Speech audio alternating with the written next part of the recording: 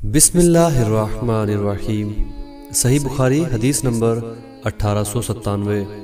رسول اللہ صلی اللہ تعالیٰ علیہ وآلہ وسلم نے فرمایا، جو اللہ کے راستے میں دو چیزیں خرچ کرے گا اسے فرشتے جنت کے دروازوں سے بلائیں گے کہ اے اللہ کے بندے یہ دروازہ اچھا ہے۔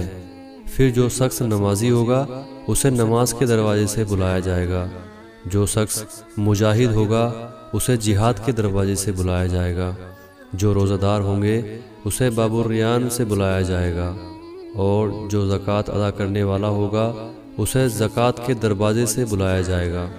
اس پر ابو بکر رضی اللہ تعالیٰ عنہ نے پوچھا، میرے ماں باپ آپ صلی اللہ تعالیٰ علیہ وآلہ وسلم پر فدا ہوں یا رسول اللہ صلی اللہ علیہ وسلم، جو لوگ ان دروازوں میں سے کسی ایک دروازے سے بلائے جائیں گے مجھے ان سے بحث نہیں۔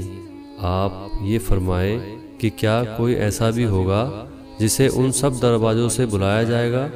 آپ صلی اللہ تعالیٰ علیہ وآلہ وسلم نے فرمایا کہ ہاں، اور مجھے امید ہے کہ آپ بھی انہی میں سے ہوں گے۔